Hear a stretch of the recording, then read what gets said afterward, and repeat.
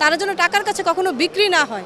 এটা কি আসলে ২৯ বছর আগের যে টাকার যে একটা খেলা ছিল সেই খেলা কি এখনো চলছে? আসলে আমরা অতীব দুঃখের সাথে জানাচ্ছি যে এই মামলাটা যখন বিগত ১ মাস ১৬ দিন আগে ২০ অক্টোবর রায় দেওয়া হলো, তখন আমরা খুব উচ্ছ্বাসিত ছিলাম যে এবার অন্তত আসামিরা গ্রেফতার হবে।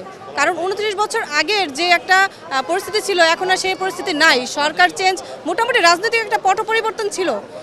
২-৪ দিন তো ঠিকই ছিল, দেখলাম ভালো একটা জমজমাট ছিল। হঠাৎ করে মিডিয়া পাড়া থেকে শুরু করে প্রশাসন, মিডিয়া যা আছে সবাই কেমন জানি ঝিমিয়ে পড়লো।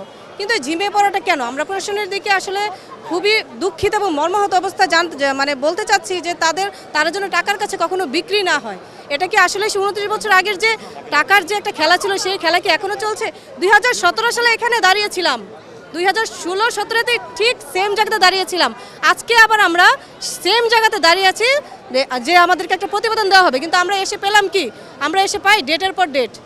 মানে আমাদের মামলা, সালমান ভাইয়ের হত্যা মামলা ২৯ বছর আগে যে ছিল ওইটা আমরা পাইলাম ডেটের পর ডেট। এখন আসছি, এখনও পাইতেছি ডেটের পর ডেট, কিন্তু আমরা এই ডেটের পর ডেটের খেলায় আমরা যেতে চাচ্ছি না। কারণ এটা ২৯ বছর পর, নট ২৯ বছর আগের। ৩০টা বছর পেরিয়ে গেছে, ৩০ বছর রানিং।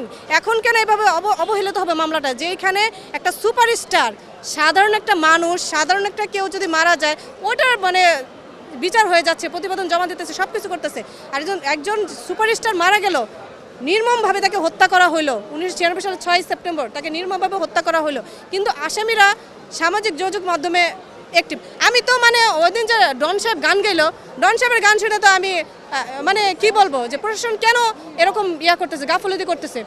প্রশাসন কেন এরকম উনাদের ধরতেছে না? উনি গান গাচ্ছে, উনি নতুন একটা শুটিংয়ে যাচ্ছে, শিবাসানু সাহেবের সাথে দেখলাম যে নতুন একটা শুটিংয়ের ওনার চলতেছে। তারপরে আমাদের যে সালমান ভক্ত, উনি দেখছে যে উনি একটা হোটেলে নাস্তা করতেছে। উনি বলছিল যে আমি চাইলে কিছু জিজ্ঞেস করতে পারতাম, বাট এটা কখনো করা যাবে না, কারণ আমরা আইন নিজের হাতে তুলে নিতে চাচ্ছি না।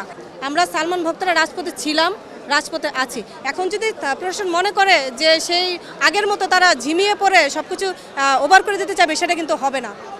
আমরা যেহেতু রাজপথে আছি সেহেতু আমরা এটা আন্দোলন চালিয়ে যাব। এবং আমি বারবার যেটা বলছি সেটা এখনও বলছি যে আমার এই কথাটা সবার খারাপ লাগতে পারে যে সারা দেশে আমরা দুর্বার আন্দোলন গড়ে তুলব।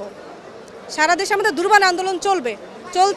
এবং আজকে ডেটের পরে ওনারা যে আজকে যে ডেটটা দিল 13/1/26, এই ডেটটা যেন কখনো আর দ্বিতীয় কোনো ডেটে রূপান্তরিত না হয়, এটা প্রশাসনের প্রতি আমাদের রিকোয়েস্ট। অনলি তারা প্রথম একটা তারিখ দিল, সেজন্য আমরা মেনে নিলাম। তারপরে আমরা দেখবো যে তারা পরবর্তী তারিখে তারা কি করে। নেক্সট স্টেপে আমরা ভক্তরা অবশ্যই এটা উদ্যোগ নিব। রাজনৈতিক পরিস্থিতি বিবেচনা করে আমরা অনেক কিছু করতে চাচ্ছি না।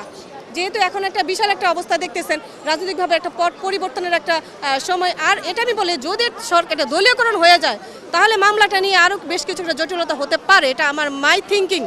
যেহেতু বিগত সরকারের আমলে যে 29 বছর ছিল যারা দলীয়করণ ছিল, আমরা সালমান হত্যার কোনো বিচার পাই নাই।